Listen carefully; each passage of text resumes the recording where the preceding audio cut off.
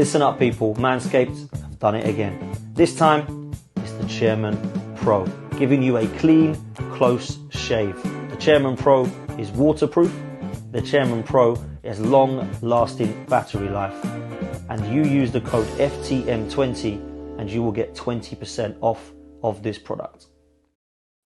Yes, people, big up. We're back again. 12th man's back. Arsenal Roundabout is back for a different show and a different time, but there's so much football that I thought let's dive into it. And let's talk about last night. To do that with, I've got my boy Hooks, I've got Rory, and I've got Albert. There should be Sophie jumping up a little bit later as well, potentially. So big up to all of you, man, for coming on. Make sure you're following every single one of these people, and you are hitting the like button and the subscribe button. We're very, very close towards 30k at the moment. So make sure you go follow Halftime Hooks. Make sure you're following Rory Talks Football and, of course, Albert JTV. Look, make sure you click on the links. We've got a couple of sponsors. The first one is if you would like to get a chance to go to the Emirates, then please make sure you are in this raffle prize. There's an unbelievable opportunity with reality raffles. Only 99p for a ticket for a big instant win, match day experience of up to £500. Now, it isn't just at Arsenal ticket you can get. Obviously, this is an Arsenal show. There'll be a lot of gooners watching, but if you're not an Arsenal fan, you can still get into this prize draw and go and watch another one team of your choice. So there's a match day experience up to £500 and there's instant wins as well. So please make sure you're in that to win it. Click on the link in the pinned comments or in the description and use the code FTM10 if you would like to get 10% off. But it is so cheap that for 99p, it's got to be worth it, right? And of course, click on manscaped.com. FTM20 for 20% off Manscaped products at the moment. Make sure you're in that to win it as well. You've got an unbelievable opportunity of products over there at the moment in time for Christmas, which of course is just around the corner. So big up to every single one of you guys for coming in.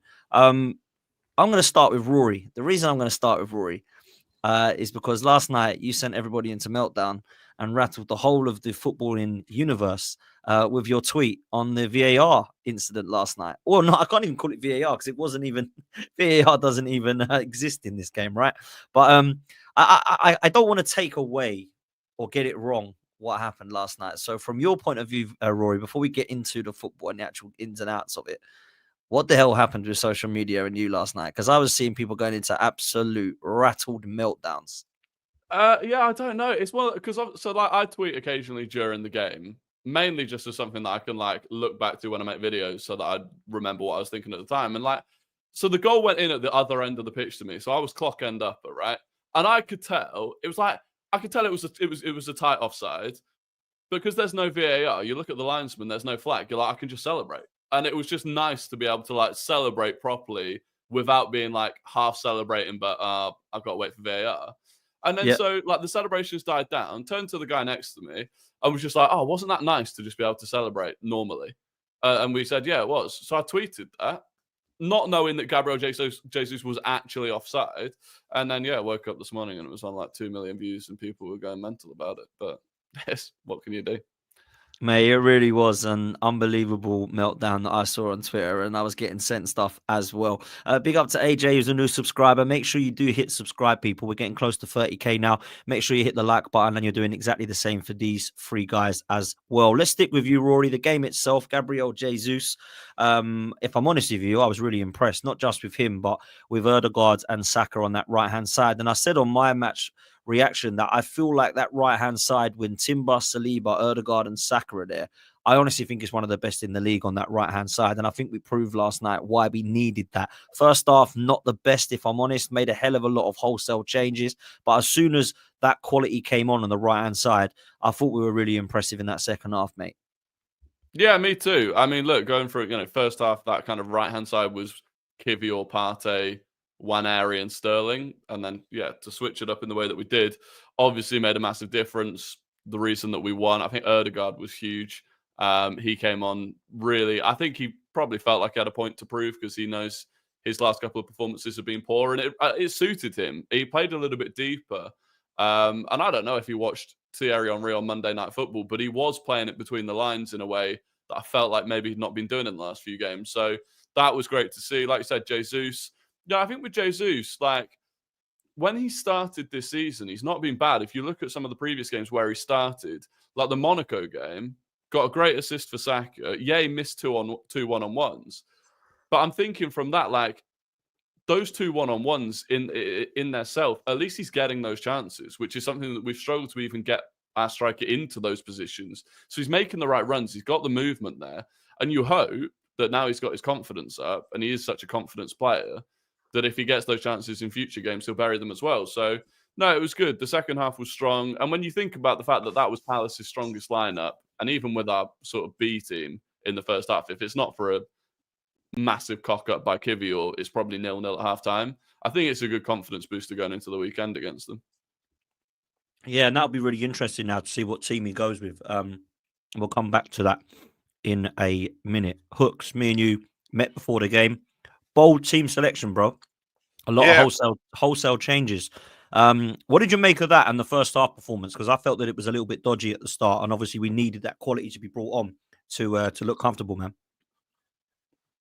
I mean, I think if we look at it like realistically, because I got asked this question by Sard, and he was like, did I think that potentially Arteta disrespected the competition by the lineup that he put out?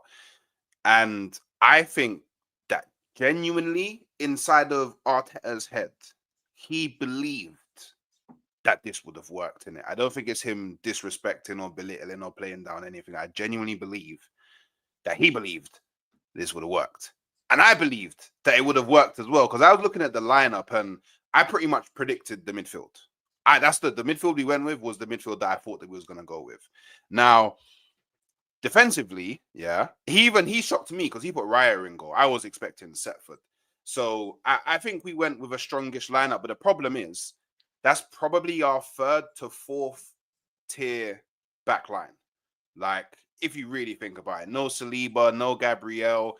I mean, the only real reason that Partey is playing right back is because Timber's playing centre back, and there's no Ben White and there's no Tomiyasu. Like, he's way down the pecking order when it comes to right back. And then when you think about left back, the only real reason that Tierney's playing is because Miles Lewis-Skelly's being rested, because he's clearly going to start at the weekend. There's no Calafiori. There's no Zinchenko. So we're kind of playing a really, really weakened side. So when you go from that perspective, the thing that we still went on to win that game, considering the diabolicalness, don't know if that's a word, from Kiwior, I think that's something to be kind of proud about to a degree. One thing I will say though, and I don't want to get shot by anybody in the Arsenal fan base, but the dream has died. Yeah, there's nobody that can tell me about this Tierney guy anymore being our best left back. Like, we just need to let the dream die now, because I saw him for 45 minutes, yeah, and I was right there. Like, I'm right there and I'm watching him on the ball. He's just not it. Like, he just really, really is not it at all. Like, he's no disrespect, because I think, yeah, a lot of Arsenal fans were talking about Tierney like Tierney was still Tierney, if that makes sense. But he's not Tierney anymore. He's Tierney that hasn't kicked a ball in however long, and he just really can't. He's too basic, man. Just has no tech. The tech is not there. And this is why he's not playing. And seeing him on the ball makes sense to me why Arteta has sacrificed someone so good defensively for the other side of the game. Because outside of that, he doesn't really provide much. And, you know, a lot of people say, oh, but he overlaps, he crosses the ball in. If you think about it, we're not really across the ball in the box type of team. The only real way we do it is from corners or from like Saka cutting in and throwing it to the back post, because we have like late runners into the box. We don't really have someone that just is always in the box looking to get their head on the ball. So I think, you know, that game yesterday, RIP Tierney, you know, thank you for all the good times, but I think it's time to say goodbye now. At least in my opinion. Well, I'm gonna disagree with you, and I'll tell you why. Because I thought he played well. I thought he was giving us a threat. I thought going forward he was overlapping. He put a brilliant ball in the box to Sterling, who did his best to miss it twice. I thought Tierney was actually a threat, to be fair. And I quite liked the old school overlapping and causing a threat. I totally agree with you on the ball because he's never been that. He's never been a Calafiori or even a Zinchenko on the ball in terms of his ability. But defensively, I think he's still one of the better ones that we've got. I think it's good that he can play in a number of positions. The problem I've got with Kieran Tierney is what happened. He got crocked again. That's the problem. He can't last for us now. And I understand that he has statistically been injury free more than some of the players in the squad. Zinchenko, Tomiyasu, Partey, Jesus, they've all been injured more than Kieran Tierney in their careers. Some people were actually surprised by. But I actually thought he was good, Hooks. I can't lie. I didn't think he was bad. I didn't go, wow, this is unbelievable, and this is what we've needed at left back by any means, right? But I thought he was actually all right, man. So look, I'm going to disagree with you, but I understand why you might not think he's the future and why you might not want to play him and believe that he's the number one left back at the club, because some people have got different debates on that. But I don't know about you, Albert. I didn't think he was that bad, KT. What's your making of it? And what's also your thoughts about now potentially him leaving because Ornstein's tweeted or sent the bomb that he's going to be going potentially in the summer or probably in January? Well, firstly, I was happy when we signed him, but there was also a bit of hesitancy because I looked at his injury record at Celtic, to be fair to him. That guy's had some serious injuries, man. I was like, ooh. But I think maybe my love fest for Tierney brought him to Arsenal. But it's like you kind of mentioned in terms of the guys said that covered it already in terms of on the ball and how Mikel wants his fullback to play. He's got no chance at the football club. Zero chance. I was even shocked to see him play last night, if I'm going to be really, really honest with you.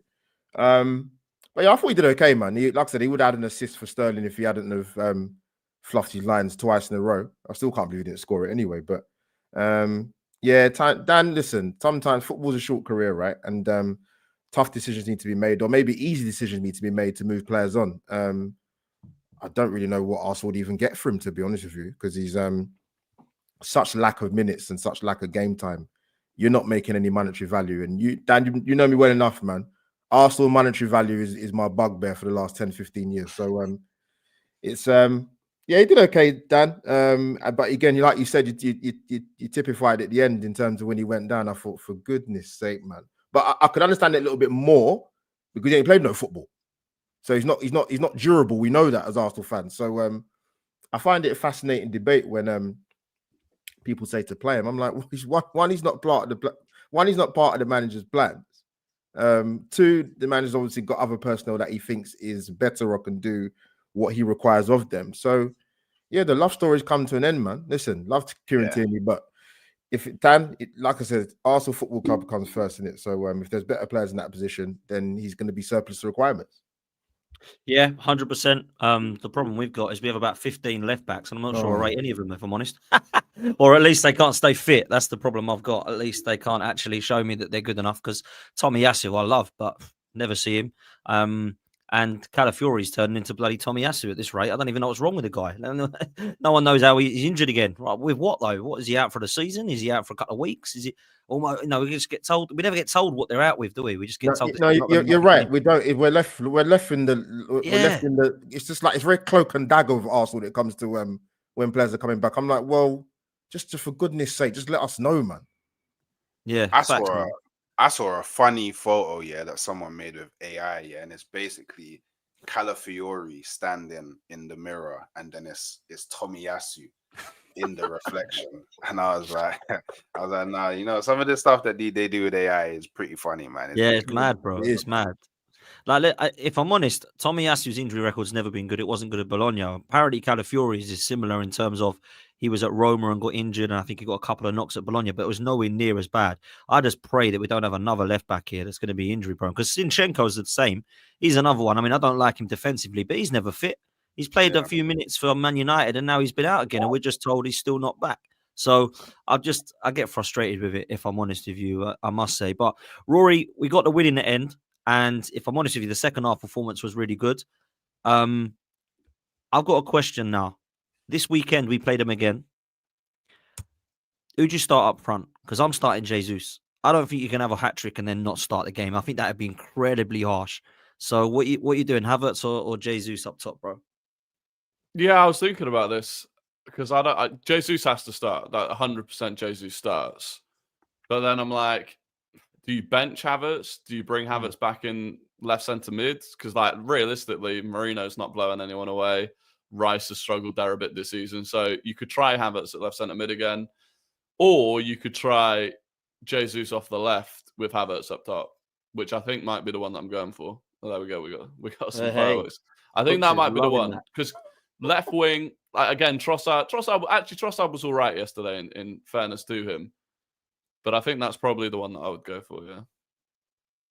See, I would personally say that I was quite impressed with Havertz's sub impact against Monaco. And I've been saying for a while that although there isn't a number 9 that's better than him in the side, and I totally agree with that, I quite like him off the bench because I think he gives us a different dimension. I think he causes absolute havoc. He gives a nuisance. He's a bully boy, and he does give as good as he gets, Kai Havertz. And that's sometimes what you need in your squad. And it's definitely what you need coming off the bench for 25 to go.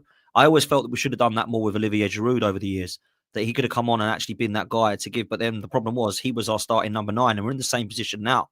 That we've got the starter, we actually need the Isak and then to bring on Havertz. And we needed the Aubameyang to then bring on Giroud. But unfortunately, Giroud was part of that deal. There's a reason as why Aubameyang came to Arsenal. So that's why I'd start Jesus there.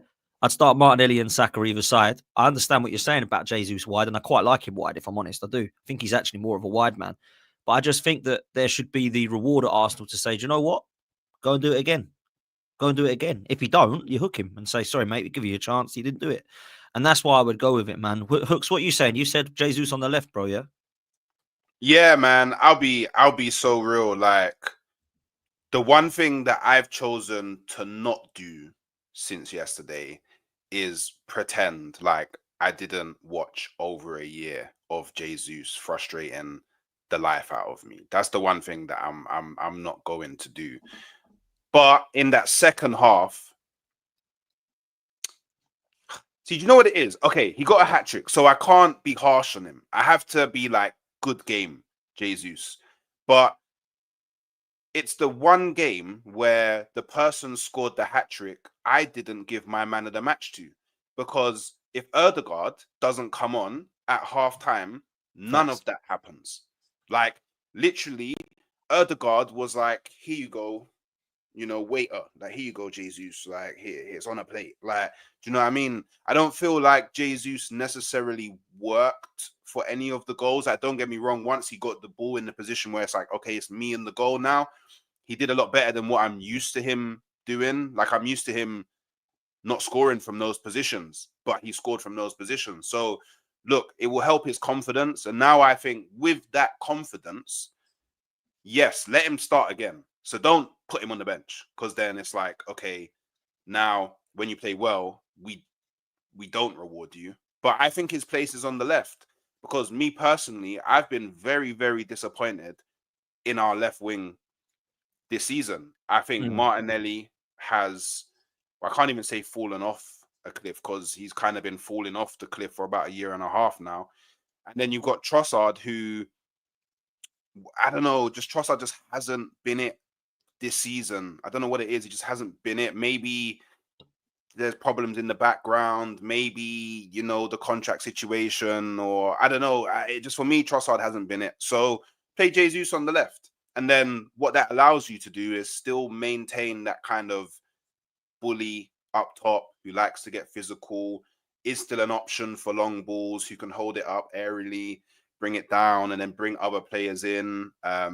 Havertz is someone who naturally drifts over to the right anyway. So I think that would create space for Jesus to move inside more centrally and do certain things when we are rotating around the pitch. So I think that, and obviously Jesus provides something that neither Martinelli or Trossard provide, which is chaos, which is, I feel, what you need in the front line. I feel like Jesus is currently the only chaos player that we have. So yeah, man, I would put him on the left and at least see how it goes. Because obviously, in my mind, that sounds like our potential best front three right now. But I would like to see how it works.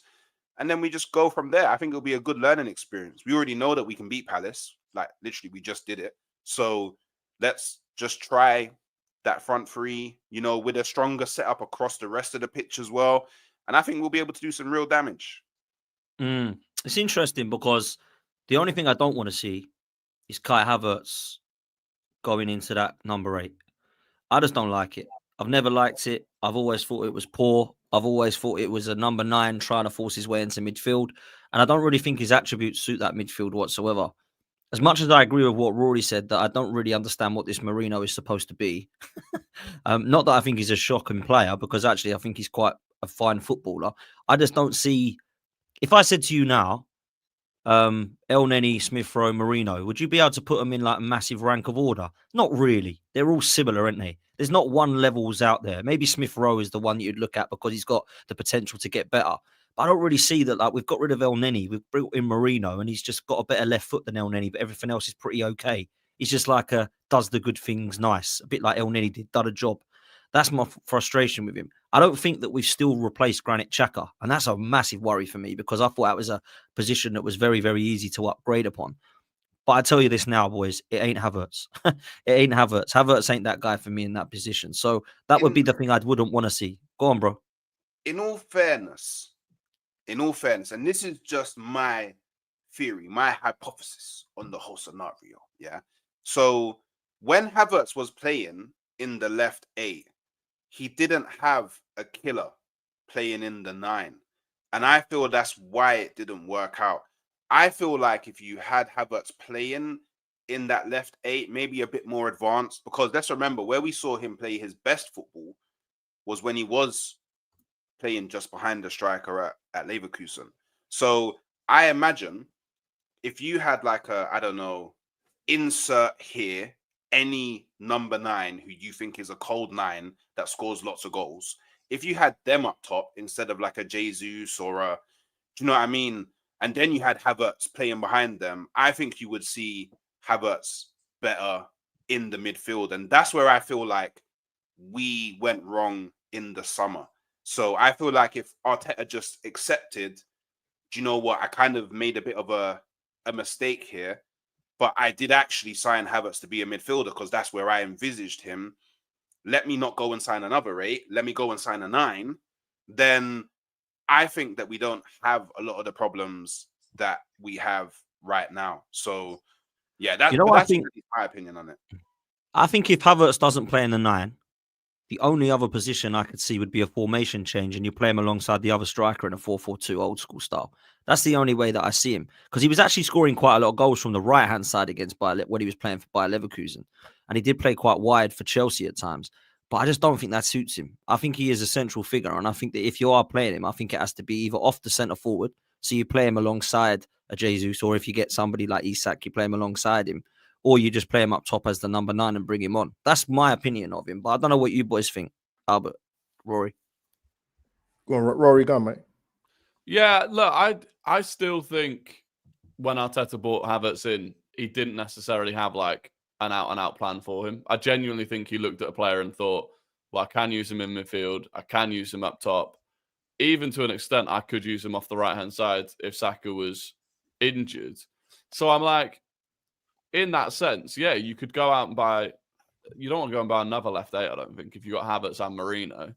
So you go and get a 9, and then, yeah, Havertz fights with them for the 9 and can play alongside them if needed in certain games. I do think there are certain games where you can afford to just have Rice in the 6 and almost let Havertz play there, but really drift up and be a second striker with him because, you know, we're not dealing with anything going the other way. So, yeah, it's an interesting one.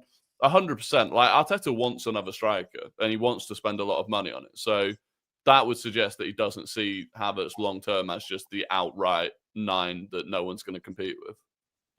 No, it's interesting for me to see that there's a couple of options that I think we can do. And the midfield is actually the area that I would sometimes change. So, for example, I don't like Rice in the 8. So I would just play a double pivot with Rice and Partey and then Ødegaard floating in the number 10. A lot more than we do, because I just don't think Rice is good in the 8. If we're going to start doing stuff with Havertz, I would change the formation slightly and play him further forward. And there's times that I've looked at teams like I would have loved to have seen against Everton, and even last night against Palace, I was frustrated that Ethan come off, because I would like to have seen Ethan and Ødegaard ahead of Jorginho, because I don't think Palace had much of a threat. Likewise against Everton, I can't believe that we kept Marino on instead of Ethan and Ødegaard. trying to actually ball out together. And I sometimes like to see that. So I think that we could do what you said, Rory, in terms of Rice or Partey in the 6 and then play those kind of 2 players as kind of 2 attacking 8s or attacking 10s even at sometimes. But it seems that he's still obsessed with playing Marino there. I know, Albert, you was talking about that to me on text, and you were frustrated that Ethan was the guy that, got taken off and sacrificed for Ødegaard coming on yesterday. Yeah, I was pissed off, man, if I'm being going to be blunt, bro. Like, no, I was, because to me, it was a bit of a easy get-out substitution. It was. I don't care how the first half went. I just thought, if you're going to bring him on, and that Potsy, we are lucky enough to sit next to you at an Arsenal game for the first time in my history, and I loved it apart from the actual flipping game itself. But yeah. Can you believe it was 0-0 the first time we've ever done it and known each other for years? It's like, what? It's crazy. I just thought, when he came on against Everton, I think if you're going to bring him on, you've got to keep some of the senior players on the pitch with him to feed the ball to him more so. And don't even get me started on some of the sections of our, and I use the keyword sections of our fan base, with their observations of Nwaneri against Everton. I don't get some of our fans. I just, or is he the fool guy now? Like, come on, man. Like, attributing the proportion of what the blame because we didn't beat Everton. I mean, come on, man. If us as fans are starting to do that, we don't bloody deserve him, to be fair. But yeah, it did frustrate me, Dan, because I just think you've got an opportunity to see both guys in the team. And I've always said this about Ødegaard, by the way. This is nothing new. I could see him playing in a lot deeper position.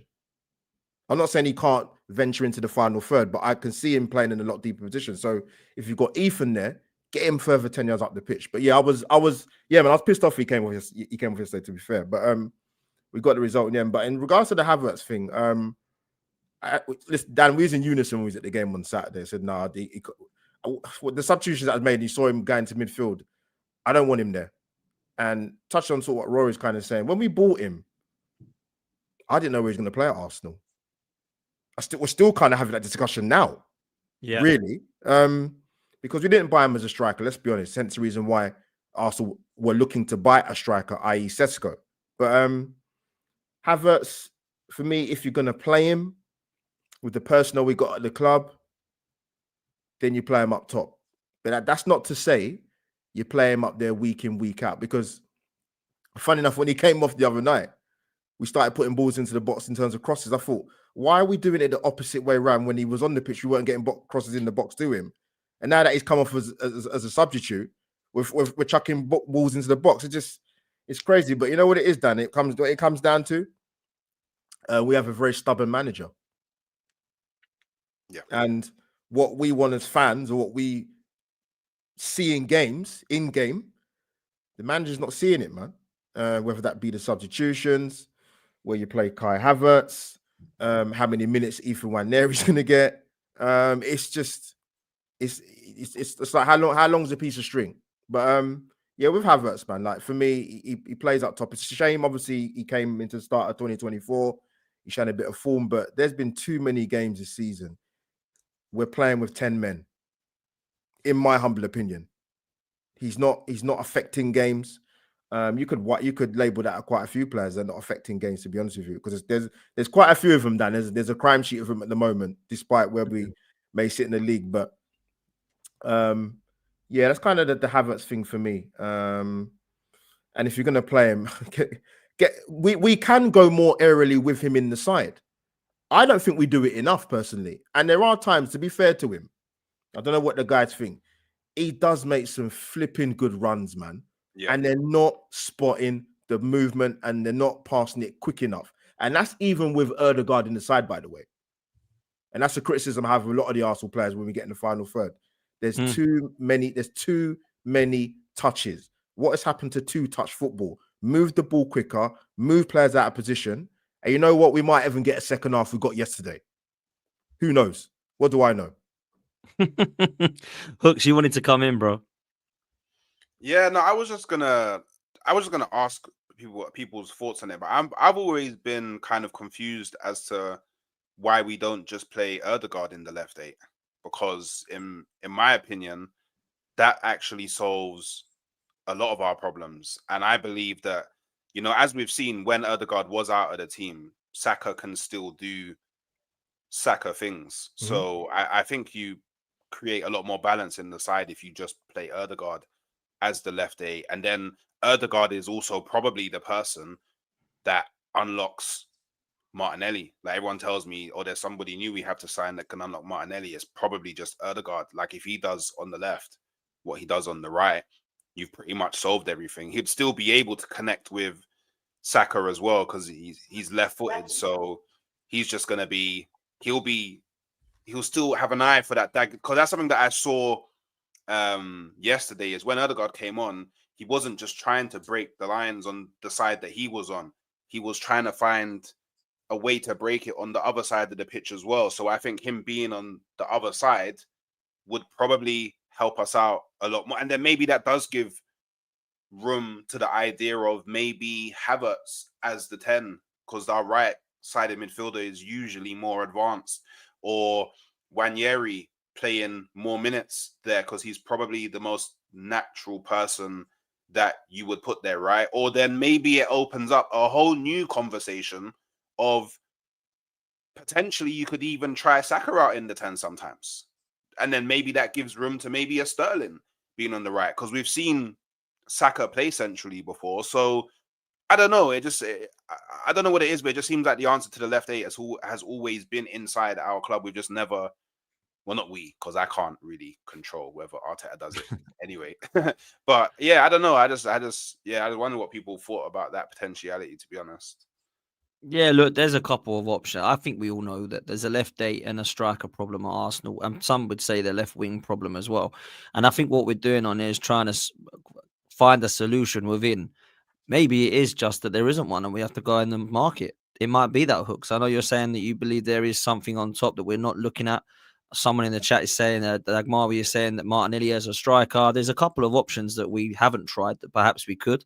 But we'll get into that. Big up to Sophie who's joined from Hybrid Squad. Make sure you're following Hybrid Squad if you're not doing so already. Great to see Vinny or Vespa, whoever that was. That was Vinny. I was Vinny. I thought it was. Big up to you.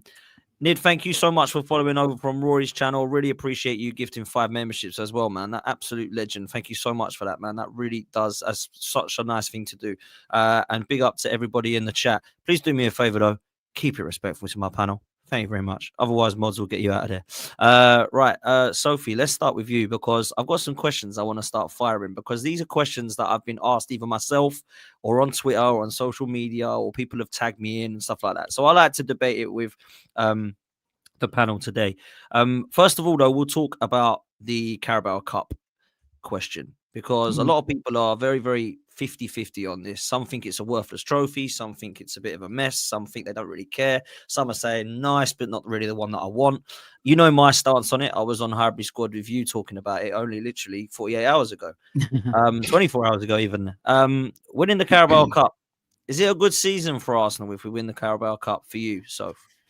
It's really interesting, isn't it, when this team under Mikel Arteta hasn't won anything. This is a totally different team than the FA Cup winning team from almost 5 seasons ago.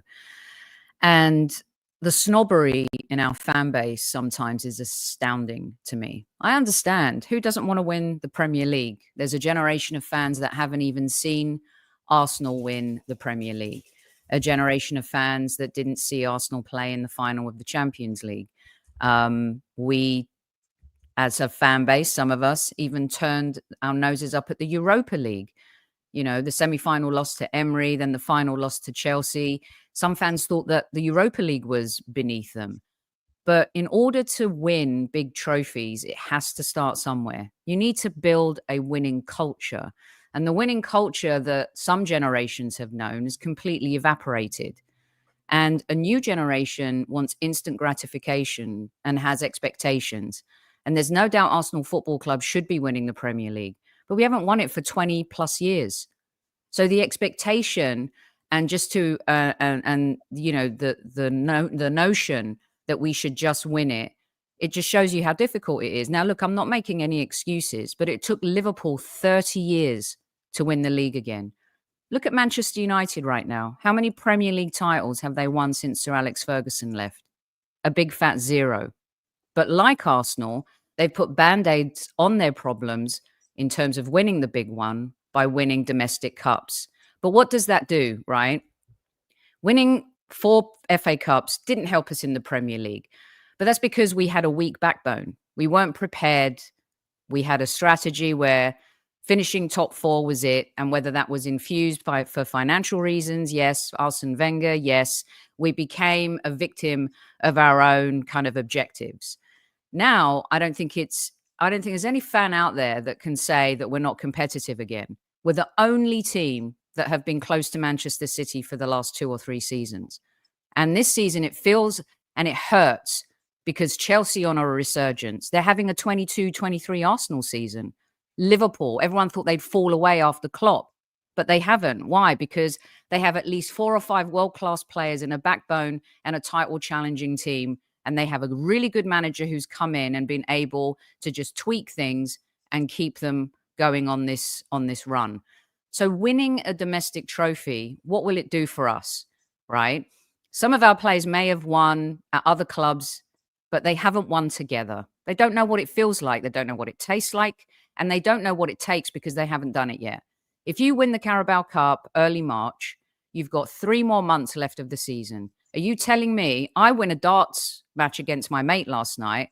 I can't wait till I play them again because I want to whoop them again. I beat my mates at Yahtzee the other night. We as individuals like to win. We like to beat our mates at golf. These players, they're professionals.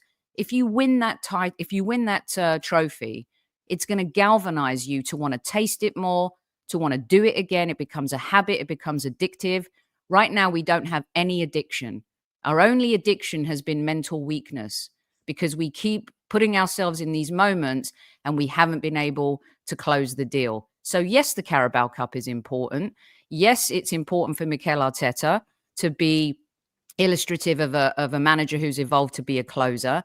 And yes, it's important for these players. If they win together, it might, I'm not saying it's going to change Saliba's mind from maybe going to Real Madrid one day, but when you win together, it brings you closer. And you might just want to do it again with the same players and say to yourself, you know what, if we can do this, we can one day win the Premier League. So for me, it's very important for the culture, for Mikel Arteta, and for these players. Amen, Soph. Yeah, man. I loved that. I thought that was class, and so did the chat. I agree with every word. I don't know what you boys think of this, and jump in, any of you. I honestly believe this season, if we win a trophy, even if it is the Carabao Cup, and we compete or challenge, and I'm talking about to the end, not, we come second, but we're 15 points behind whoever wins it. I honestly think that's an okay season. I honestly do, because we can say it's been successful because we've done that at the part of it. And I think that what Sophie said there, which is key, is that if you do that in March, you might have a bit of an understanding and a little bit more momentum and definitely some confidence brewing and some installation of winning mentality to go and do it again in May. So that's where I'm at, people. If people said to me, what's your minimum expectation this season? I said it's to deliver a trophy and to challenge, because that's what Ten Hag was not doing. He won the trophies, but they were coming, they were awful, absolutely awful in the league. So that's my minimum expectation, is to win a trophy and to challenge right to the end, man. But what do you boys think? Go on, Hooks. I was gonna say, for me, it has to be a major. I'll be so honest, man. Whether it's fortunate or unfortunate, I'm old enough to have gone through not only some of the glory, but all of the pain. All of those 20 plus years of not lifting the Premier League, all of it. I've gone through all of it. And I feel like it's sort of like I don't know, it's like, I feel like I'm between a rock and a hard place, because in one sense, I can acknowledge like Arteta has been able to build a squad that is now competing. But I also feel like if he doesn't win it this season, it's only going to get harder. Like, I don't feel like it gets any easier from now. Like, Man City, yeah, they're falling away, but they're probably gonna, invest in January. They will 100% rebuild in the summer. So then we have to worry about them coming back.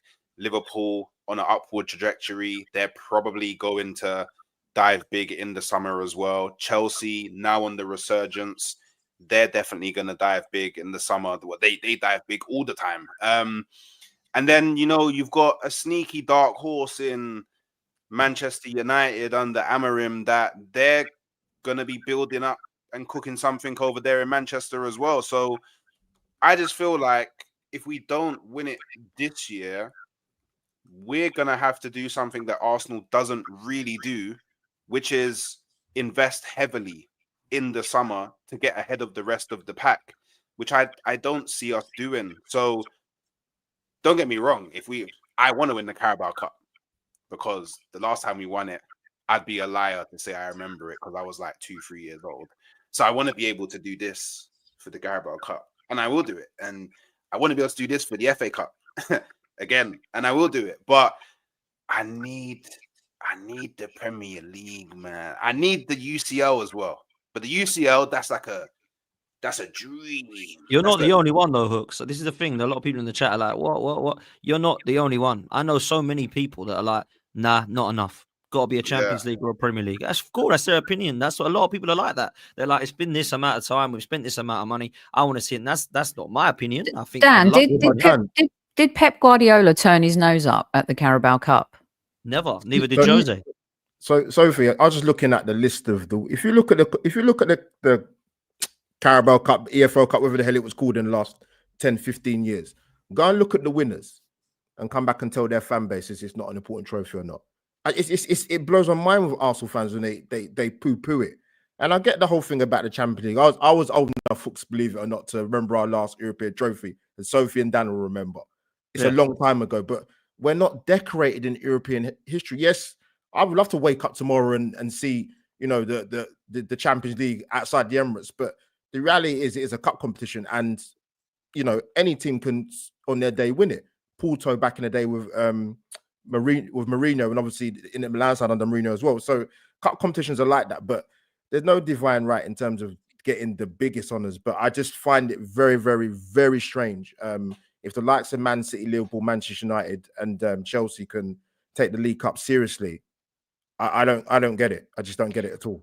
And those are teams also with European pedigree. We do not have European pedigree. And this expectation, look, I actually think we've got more chance of winning the Champions League this season than we do the Premier League, just as the way Arteta's playing and the way he's kind of built things out. But those teams have won in Europe. And we want the Champions League, so we don't have to continually be thrown darts by Manchester United, Chelsea, Manchester City now who've done it. That's the issue we have. It's our ego. Our ego as fans gets in the way of what the reality is and what we should think is possible, right? And winning this trophy is a start. Now, you tell me if we end up, I don't know, Tottenham still, if there's an Arsenal-Tottenham semi-final or an Arsenal-Tottenham final, these fans who are speaking now, watch them want to win it. Watch them want 100%. To win it. And watch how they'll react if we lose a semi or a final to Tottenham. Could you imagine? Exactly. I think what it is as well, those that don't want to win it, or that's harsh. Not those that don't want to win it. Those that don't see it as an importance of winning it are the ones that were laughing at Man United when they won it, and the ones that were giving it. Now they can't dare go, I want to win it now. Whoops, and I look rather silly. That's the problem we got. Man, just say it how it is. It's a trophy. Whoever wins it, fair play to you. But Dan, you know what it is? I'm talking about Arsenal fans specifically. You can't pick and choose. Like you said, you can't laugh at Man United for winning the League Cup. But then when we're in it, you know what? I want the Champions League or the league. We all bloody want it. My 8-year-old nephew wants the Champions League or the bloody Premier League, and he's 8. Like we all feel the same. Like, come on, man. Like, man. It's like the reality, and like I said, our European heritage is not great. We lost 4 finals in a row in Europe. If you go back over the history books, like, come on, this is Arsenal Football Club. Our European record is atrocious, man. It burns me, Dan. It burns me. I'll play devil's advocate because I've tweeted that I don't care about the Carabao Cup. And what I mean, I want to win the Carabao Cup. People were asking in the chat why I went to the game last night if I don't care about the Carabao Cup. I go to pre-season friendlies. I don't care if we win them or not. And it's not about like I want us to actively lose the Carabao Cup. I want us to win. I just don't particularly care if we lose. And most clubs are like that, right? And so we say, oh, are we snobs? Brentford haven't won a major trophy in their history, and they benched their 3 best players last night against Newcastle in a cup quarter. I don't understand it.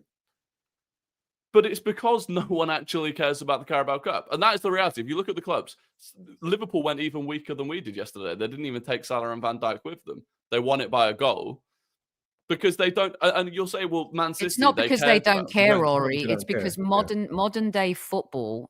This is this pandemic of resting players, which actually this started with Sir Alex Ferguson when his Manchester United skipped the FA Cup. Yep. One season to go play in this stupid Club World Cup competition.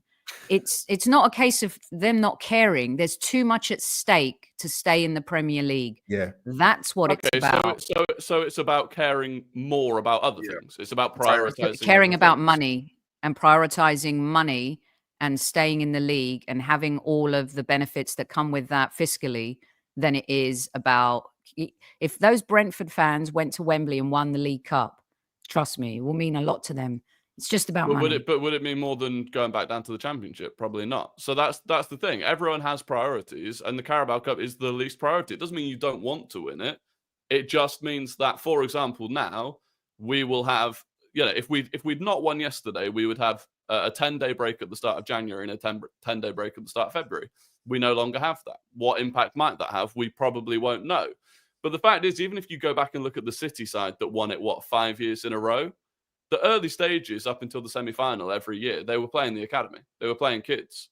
Now, they had a good enough academy. They produce so much talent that they're capable of going through the early stages and getting to a semi-final or a final. But the point is, if you ask their fans during those early stages, if they were in a title race, do you want to prioritize this? The answer is no. So it's not snobbery, I don't think. It's just that for me, at the end of the season, if we've not competed in the Premier League and we've not gone far in the Champions League, but we've won a Carabao Cup, that's not a successful season. You might say, yeah, we won a trophy. The Carabao Cup is a trophy for the sake of winning a trophy. And when people say, oh, we've not won a trophy in 5 years, so we have to care about it. So if you wouldn't care about it if we hadn't won a trophy, if we had won a trophy in the last 5 years, then you don't care about the Carabao Cup. You just care about being able to say we won a trophy. And for me, that's that it is. If they added next year another trophy, right? Let's say they added another domestic trophy, which they may well do because money's in it, and they said this is a trophy now. If you win this trophy, that counts as a trophy. Like, would you then want to win it? Yeah, you'd want to win it, but would you care if you didn't? No. That's the devil's advocate, anyway. Might be a generational thing too. Absolutely. You know what?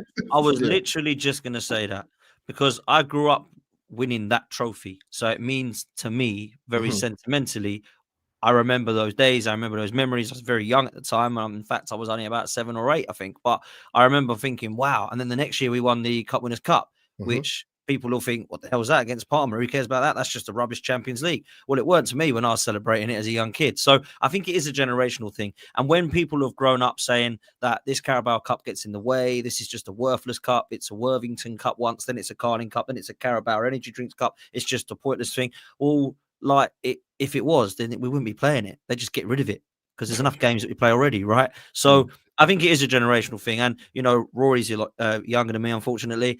So I can remember growing up and winning that trophy. So it means quite a lot to me. I remember George Graham, Paul Merson, Ian Wright, Kevin Campbell, bless him, all these guys celebrating it. And not one of them, whenever I've had the fortunate meeting of any of those names that I've just said, have never gone, oh, that one, yeah, we didn't care about that. Trust me, go watch the celebrations. They cared, man. They properly cared about that when they won it. So I think it is a generational thing. But look, we have to move. And I'm going to move to this question as a panel. I'm just going to throw it. It's just like a free-for-all, man. So I'm not going to go in order. Anyone wants to jump in, go for it. We touched on this and we touched on trophies. And I was asked this and I've given an answer that some people have said was a bit crazy. But which one of these two do you want to win? Because I'm going to say it now. I want the Champions League. Because I've seen the Premier League. I ain't ever seen a Champions League. Oh, this is an easy one to answer. Yeah. It shuts up Chelsea and it shuts up Manchester City, who think they're bigger than us, who aren't, by the way, but they think they are. Because we can just go, oh, right, it was about European trophies. There we go. Oh, and by the way, we've got more trophies than you on top of now winning the European Cup as well. So for me, it's the Champions League. But what do you guys think as a panel? Agree. I don't know. It's hard for me. Yeah, do you know what?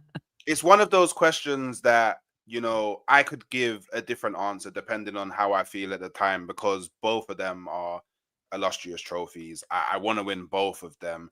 But the thing is, for me, the Premier League just holds like a special place in my heart.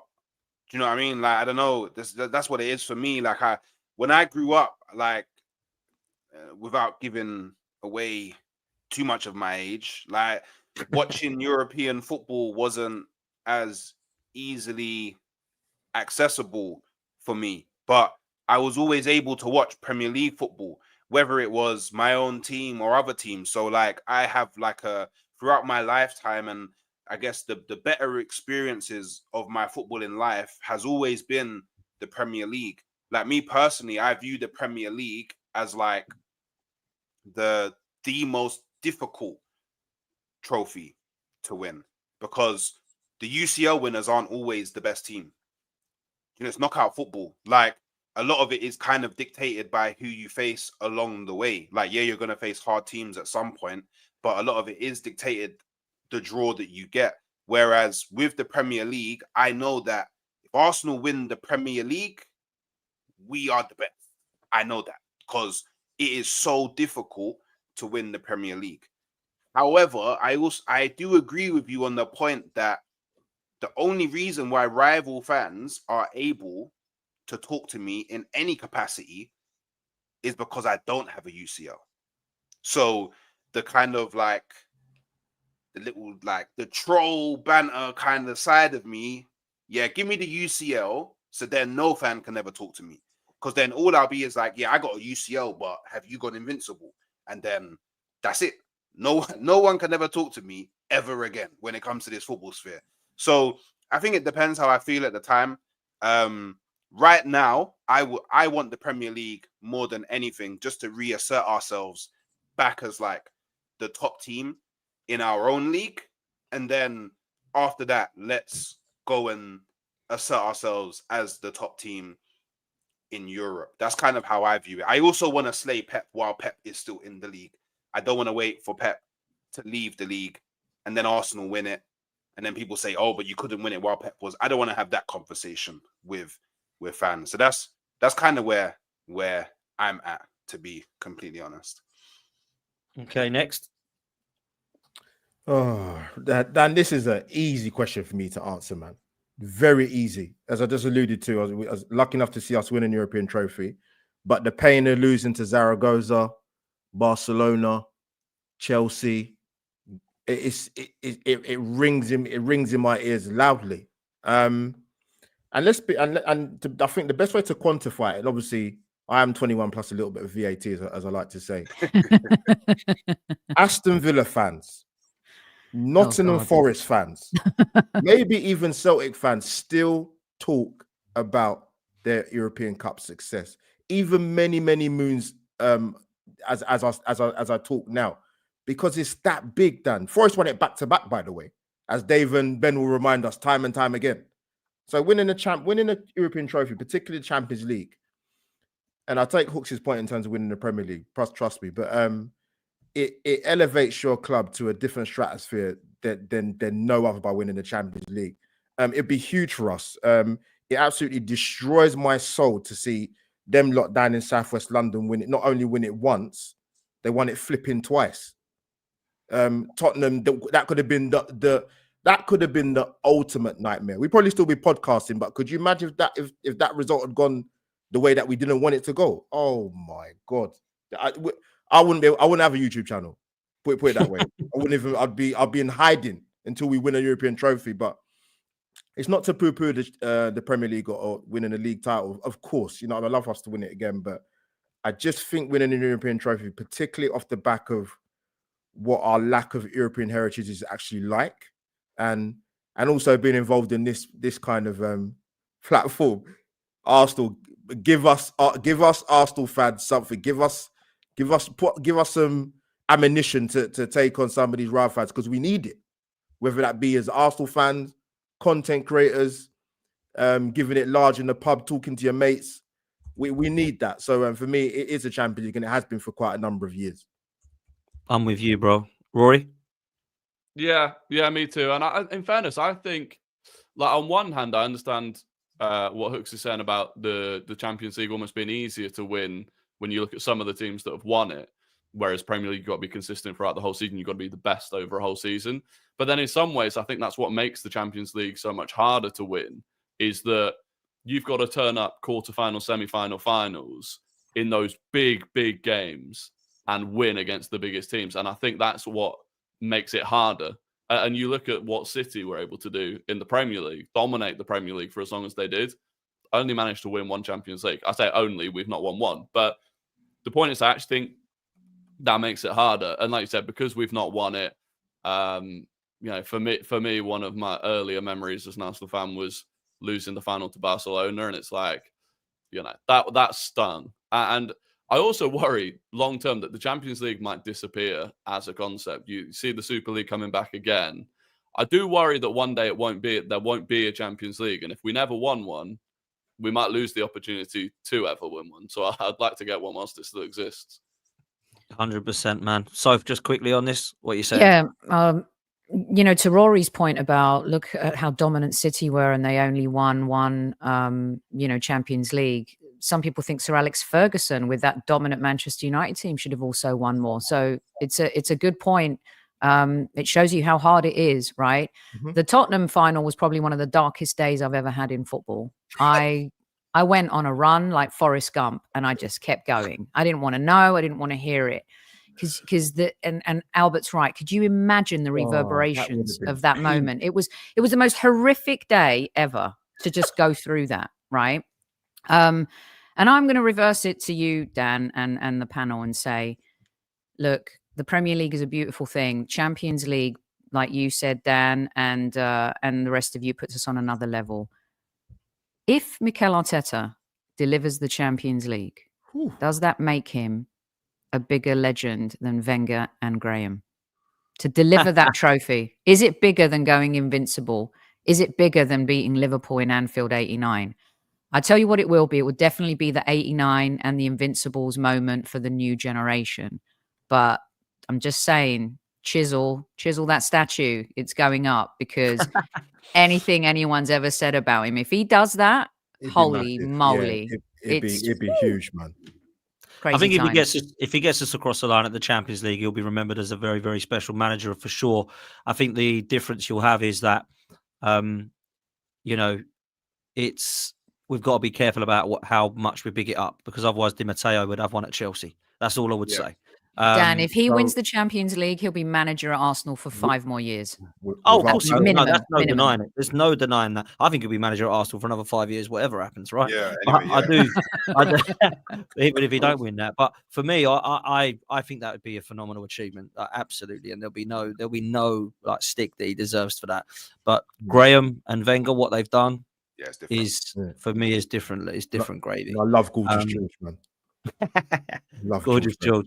Both of them are just incredible in my opinion, and I know they had some bad times, and the way it ended for both of them wasn't great, if I'm honest. But that would be very, very special. There's a couple more before we do wrap up that I wanted to throw to you. This one is something that I'd put out, and I want to get your genuine thoughts on this. Saliba is Arsenal's best player. That's a kind of true or false question, really. What are we saying? I disagree, because I think that Ødegaard is Arsenal's best player, but Saliba and Saka are very close, and Declan Rice, and Gabriel, and Timber. He's getting there. I think for me, Saka is our best player. I think Saliba is probably the most difficult to replace in terms of if you were to look at, if you lost Saliba, no one out there at the moment, I would say, can replicate what he does. Okay. Soph? The question is Saliba the most important player? Best player, because I think most important is actually different, in my opinion. Best player is, it's a toss-up between Saka and Ødegaard. But this is the thing with defensive players, right? Very rarely do defensive players win the Ballon d'Or, and you could say that at times Maldini was one of the best players, ever. So there's a little different caveat of how they're viewed. Starting to run out of superlatives for this guy. When we play badly, he still plays well. And I know that we've said that about Odegaard and Saka, to be fair, as well. But as the team collect, when we play badly, I look at him, I just think he's levels above anything I've seen at Arsenal in that position. I think that I was lucky enough to see Tony Adams. I wasn't lucky enough to see him at 21, but I certainly heard from what people that did said that, yeah, like Saliba's better than he was. I've seen centre halves over the years, and I don't think I've seen anything like this kid. I have to go back as far as to 2000 when I saw Rio Ferdinand come through, and I thought, wow, he looks unreal on the ball. Like, I think Saliba and Rio, I'll put them both in the same bracket. I think they could play in any era of football. I think they're that good. I think you could put Saliba in the 70s and 80s and he'd still be mustard. I'm not sure you could do that with Saka and Odegaard. I think they get kicked to absolute shreds by Graham Souness and Roy Keane and people like that. I think Saliba comes up against any single player and he eats them alive. I think he's that good. And I just have to be real. He's one of my favourites. I'm just so gutted that he is going to go to Real Madrid one day. I just hope it ain't soon. Because players like that are too good to stay at a club like us now. I mean, Odegaard I could imagine him playing in a total football era. I could imagine him playing in, the Barcelona teams. I can imagine him. He's a generational footballer, just like Saliba is. Because I think the difference is when you're an attacking player or you're a creative player and you have quiet games, and even though you might be working in the shadows in those quiet games, it's so much more glaring. Same thing, really, though, I could say on the flip side, you make a mistake defensively. Saliba seems Teflon. He's very much protected by Arsenal fans if he makes a mistake, right? But the biggest, and there's a question from Mr. Waffle in there, which he asked about one player, but think of it this way, Dan. Who would be the hardest player to replace? Saliba, Odegaard, or Saka? Saliba. I think Saliba, because we've seen him go out and we didn't replace him. I mean, look, anyone is replaceable, right? But who is the hardest to replace? Some people would say Saka and Odegaard because they've already been injured this season and it was hard. But I see Saliba go out and I think, yeah, Gabriel's no longer as good. And I love Gabriel, by the way, but he isn't. I've seen him next to Ben White and Holding and it was nowhere near Gabriel's level. And Gabriel complements Saliba, by the way, as well. It works both ways. But I think Saliba is that good. There's a reason why I speak to rival fans on my channel, on this channel, and they go, Saliba's the one. I take Saliba over Odegaard and Saka any day. Any day. Yeah, Dan, you know what it is? You know what it is? And Sophie makes a good point, because if we look at it just as Arsenal fans, not so much as football fans, whoever you support, we've spoken about our defensive issues for the best part of a decade.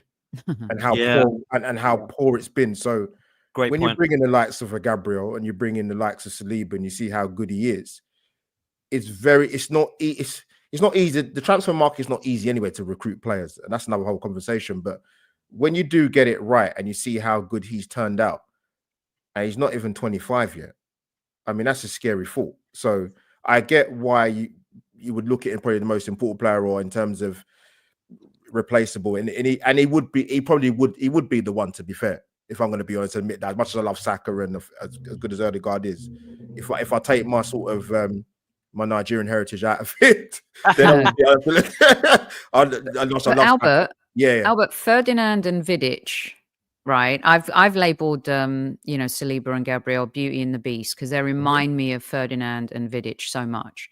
And I think because Saliba is so good, Gabriel gets not the respect that he deserves. Agreed.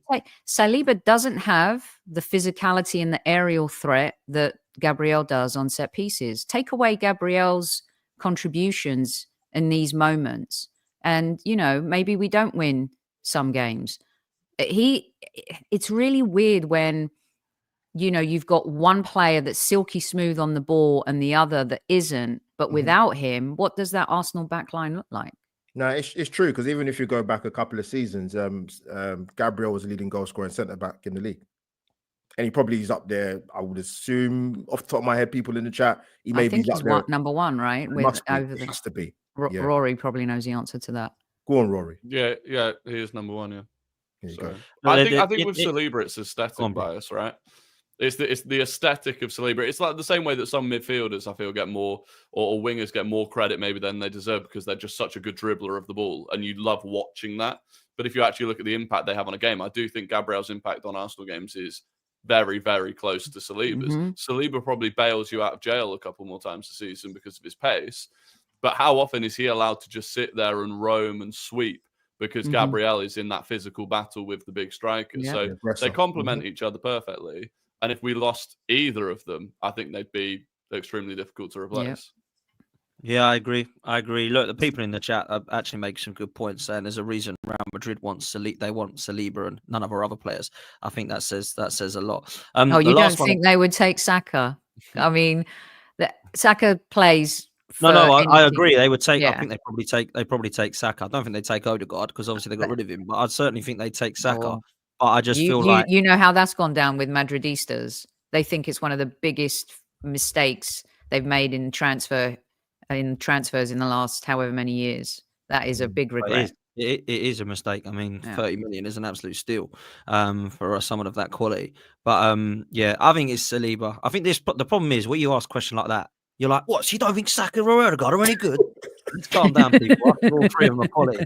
I just think Saliba's better than them both, man. But listen, it's not a crime to like Saliba more. The last ones I've got for you is one that I think everybody wants to know. Rory, I'll start with you on this one, bro. Are we going to get an attacker in January, bro? And by attacker, I don't mean striker, or I mean winger or attacker or striker. No, I don't think so. I think people are going to be. I think when we go and sign a left back as the only signing in January, people are going to lose their minds. But I'm telling you, because in that, both left wing and striker, Arteta is ready to make the jump to the big money spend, and I just don't think it's going to happen in January because it so rarely does. Maybe I think he's even bringing on someone in on loan. I think it's difficult to do because we've already got Sterling and Neto both on loan, and you're capped to 2 loan players, I think, from the Premier League. So yeah, I think it's going to be very difficult. And look, it kind of is what it is. Unless you can get, we're not going to get Isak. I don't think we'll ever get Isak because I think that Arsenal and Newcastle higher up despise each other, and they'll never let us get that deal done. Gyökeres, I don't think we're interested in. I think we're going to go back for Benjamin Sesko next summer. Yes. That's my. Rory said that 100% agree. Right I put him in Arsenal shirt, 100%. Yeah. So no is the answer in short, I guess. What do we reckon? I agree. I think Benjamin Sesko is the one we want, which I'm not happy about. But what do we think? I love you, Dan. Go. No, you know why? Dan's resigned himself to the fact that Gyökeres is probably going to go and join his old manager at Man United. Yep. Oh my God. Yeah. I hope he fails if he does that. I don't think we're going to go big on anything in January. If anything, look out for a player called Gabriel Peck. Yes, you've mentioned him before. Who plays for LA Galaxy, Brazilian who came from Vasco da Gama. And sensational player, much like Duran, who left MLS and went to Villa and is cooking up a storm, and Diego Gomez, who just left Inter Miami and has gone to Brighton. I think this is the kind of deal that Arsenal would do at 20-25 million. He's got pace, he's got creativity, technical ability, amazing. Only 21 years old, a very settled guy, married already. Really behaves well off the pitch and lit it up this year and won Newcomer of the Year. And I think that type of player is the type of player that Arsenal would go for. And he can play either side. He generally plays on the right side, would be great cover for Saka. But he's very versatile and can play, switches out, in particular in second half of games. So go check him out. I think that's the type of player, Dan, that Arsenal go for in January. Yeah. What are we saying, Hooks? Did I just depress you in Hooks? You know what? Like, I've just been depressed, man. To me, do you know what it is? To me, it's like it's just been so glaring that we need a striker, like a striker. Like it's been so glaring, and the fact that we keep on avoiding it is something that's like like there's only so much that my old heart can take. But I don't think that I don't think that we will be signing, and I hope we do, but I don't think that we will. And one of the other reasons that makes me think that we won't is I did see apparently we're willing to let Kiwior leave in January. So if we do end up letting Kiwior leave, then hey, you know, Rory said, don't be surprised if you see a left back. Hey, don't be surprised if you see a centre back as well. So maybe we're just gonna keep on boosting our defense until it eventually wins us the league. Maybe that's the plan. But I would be highly surprised if we signed any attacking talent. Actually, do you know what's scary enough? The one attacking person I see us realistically being able to sign in January is Rashford. Funnily enough. God, don't get started on that one. But outside of that, I don't see us realistically signing an attacker, which is quite sad. It is, man. It's typical Arsenal that we need a attacker. We'll go buy another left back. We've been doing this sort of thing for years, mate. Like, this is what happens, man. But look at our injuries. Look at our injuries, Dan. It's a problem. Yeah, no, it's mad. It's mad. It'd be nice if we bought some left backs that don't get injured. Crikey, they all get injured. Dan, the January thing. I always say to Arsenal fans, get Christmas out of the way first, people. That's the first thing I'd say. Not related to football, but when it comes to January, I always say to Arsenal fans, you need to taper your expectations. You really, really need to. Sophie, I saw your show with Tom the other day. I think if you bring in one, if you ask me what position Arsenal are going to do it as, I've got no flipping idea what they're going to do, because I've tapered my expectations when it comes to January. Look when we had the season when we was going for top 4, and we bought no one. We bought in, was it Austin Trusty and the other American geezer Matt Turner, and we know how that went. We didn't bring in anybody, so I get it. It's the desperation. It's the want as a fan to help us a bit more in terms of pushing for a league. But realistically, if one comes through the door, I think that might be it. But in terms of Gyökeres, you know what I feel about Gyökeres, Dan. And if I see him in a Man United shirt, I'm gonna put my channel on hold. And I'm just gonna come on your channel as a guest. That's it. Wow. That will completely flip me, honestly. But yeah, Sesko, I agree with Rory. I've said it before. I think Arsenal, I wasn't too impressed with what I saw with him or what I've seen. There's raw ability there, but if you see him in an Arsenal shirt, Arsenal fans, and don't shoot me in the chat or when you watch it back, you might see him in an Arsenal shirt. Maybe not in the January, but in the summer or a few summers. I mean, the way Arteta's playing right now, you would think maybe we're in for a right back. I mean, you can't keep playing Thomas Partey at right back. Oh my God! Well, Sophie. do you know what? This is a good way to close, because this is the last one I had for you people, and it come up on my one of my social media feeds the other day. Is Arteta more similar to a Diego Simeone than he is a Pep Guardiola? And the reason people are asking that is because of the dark arts, because of the defensive nature, because Henry had come out and said he'd rather not lose than win the game or go for the win, or whatever it was he said on Monday Night Football. And it posed the question of this. And a lot of people have said to me, don't want Conte, don't want Mourinho, don't want Simeone, they'll play crap football. But actually, we've been looking at that style of play for quite some time this season now. And I've not been a lover of it when you don't win. So the difference is when you play 1-0 football, and you win 1-0, it's fine, because I grew up on that in George Graham. When you play this way and you don't win and you draw to Everton and Fulham, it don't look great. So what are people's thoughts on this genuinely? Because I believe I don't think he has a style of play, Arteta. I actually think he can adapt. And I've seen a lot of styles of play. I think he's showcased a little bit of everything. My problem is he's overthinking a lot of it and he's getting himself confused. That's where I'm at. But where do we think to answer this question, guys? I think he draws. Well, I say unique in the sense, I don't really know about too many other managers, but I think he's very unique in the sense where he doesn't just draw his inspiration from football as a sport. Like, he actually looks into other sports and how managers actually manage in other sports and ideas that they have. So I think to boil it down to, is he Diego Simeone or Pep, is too surface level. I think you have to look at across his career as a footballer playing, and then the experience that he's had as an assistant manager. And for the largest portion of his career, he was heavily inspired by David Moyes.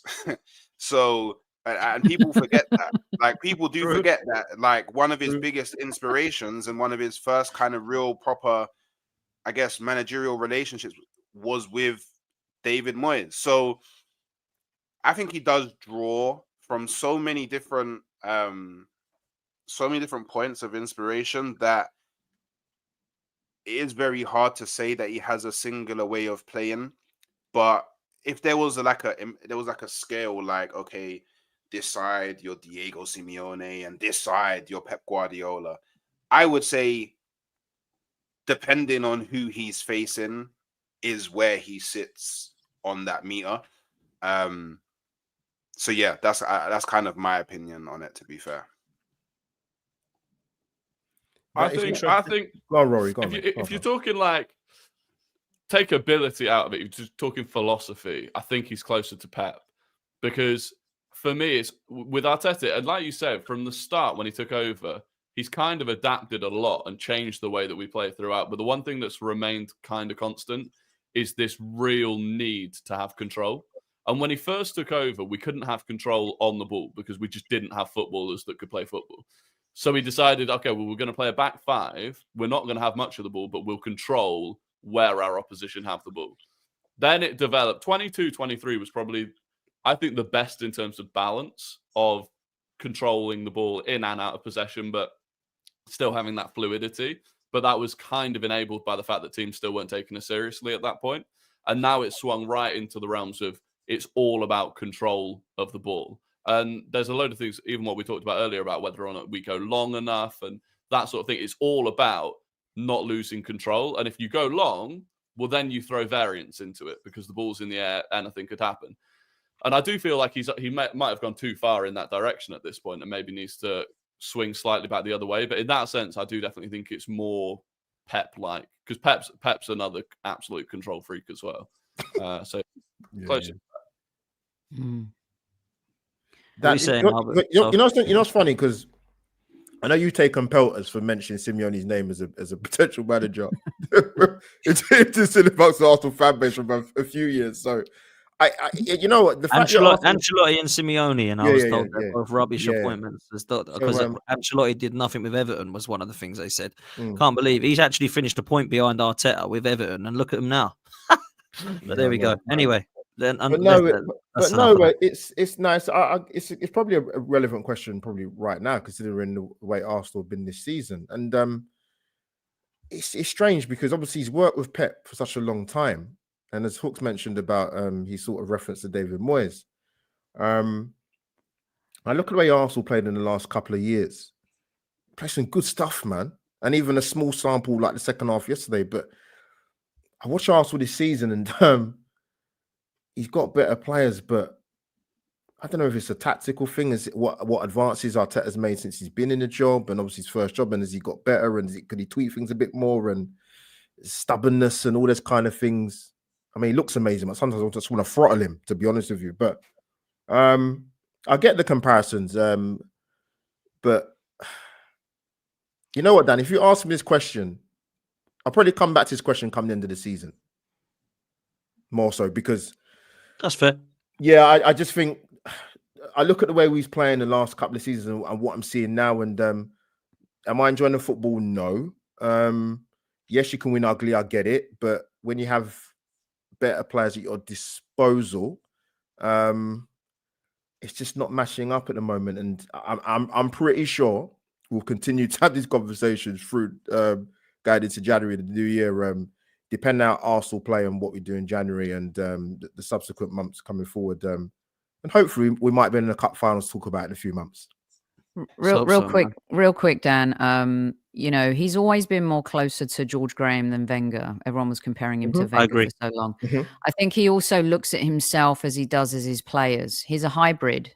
I think it was Hooks that said it, like, whoever is in front of us, you know, it's like he's got this computer chip and it's like low block. Here comes the plan, right? attacking team. He's very much built on science and all these different things. I think he's gone from managing fearlessly to fearfully. I think we go out not to lose versus to win. And I believe personally, and I've said this on our show ad nauseum, is that Manchester City match, something happened in that moment where I think that was the last time I saw this team believe that they were going to win a title. That's the last game I saw a team perform like they were going to win the Premier League title. Something snapped when that goal went in the last second. We thought we had them. We thought this was the moment, conquering them at home. You know, season before we get 4 points off them, 4 points off Liverpool. We were so close. And something since then just doesn't seem to be right. It's not just about the tactics. It's about the passion. You know, the 5-2 against West Ham, that, 35 minutes of great football, 22, 23, 23, 24. We haven't really seen that a lot this season. And even then, there were moments of, lacking confidence. So something to me fell off after that City match. Last night was great. Great. You win 3-0. Jesus gets a hat trick. But it feels like we go here, we come back here. We go here, we come back here. And in the seasons prior, it felt like we were here. And this season, I feel like, I'm not saying he's doubting himself, but he's more fearful than fearless. But Sophie, to add to what you're just saying, sorry, Dan. I heard you, and I think you and Tom spoke about it. Like, and Mikel when you talk about the fine margins, he identified that with the goalkeeping situation, and we've seen how that's panned out. And you mentioned about obviously losing the league to City last season by not many points, and he's so focused on the fine details, and it ties in what you're saying about, as opposed to going out to win games, you're scared to lose games, and I think that does play a part in it. And is it a bad thing to be obsessed? Maybe in this case, of what I've seen so far this season, because we're not getting the results. Dan, we've drawn more games than we did for the entirety of last season. We've drawn 6 already. We drew 5 last season. Yeah, it's crazy. So it's a fine detail. You're right, Sophie. Do you know what? In a title race, draws are like losses, bro. Yeah, honestly, 100%. They are. Yeah. They're really like losses. Like if you're going for top 4, draws okay. But we're going for the title, man. So sorry, Albert. No, that's what I'm done. No, sorry, no. Cool. Your show, that it's the 12th, man. That's cool, man. Sorry, I thought I jumped in front of you. Sorry, bro. Listen, people, it's been a good chat. It really has. We've overrun a bit, but I was flowing nicely. So big up to every single one of you for coming on. Big up to all of you guys for being in the panel. I've missed a couple of super chats from Cliff, so I'm going to chuck them up now. It says the League Cup will not be good enough. Won't be a good season. But he says it is better than winning Sodal. I think that's what Rory's like. So big up to Cliff, man. You gotta love Cliff. Thank you once again to Nid for the memberships as well. I really appreciate you for that, bro. That's a really nice compliment from you. And big up to everybody in the chat, man. Make sure you do me a favor and hit the like and the subscribe button. Make sure you're checking out an unbelievable prize and a great opportunity for you to get to the Emirates or a football game of your choice with the big instant win prize with Reality Raffles, are our new sponsors of the show. 99 pence a ticket. Make sure you go and get involved in this. Pinned in the comments is the link. It will take you straight there or in the description. And manscaped.com, FTM20 is the code you need for that for 20% off, and FTM10 for 10% for Reality Raffles. So please make sure you're involved in both of those things and go and get some Manscaped products in time for Christmas. Big up to Halftime Hooks. Make sure you're going and following him on social media and YouTube. Make sure you're doing exactly the same on TikTok and YouTube for Rory Talks Football. Albert JTV is the name that you need for social media and YouTube for him. And Sophie over at the Highbury Squad, who's putting out content on YouTube as well. So please make sure you go and follow every single one of these guys right now. Hit the like and subscribe. We're going to be sending you over as a raid to Flawless on Sarkatam City TV. So make sure you go show Flawless some love. Shout out Dan Potts raid, 12th man raid, 12th man sent me, whatever you want. Show him some love and we will see you next time. Take it easy, people. We're out.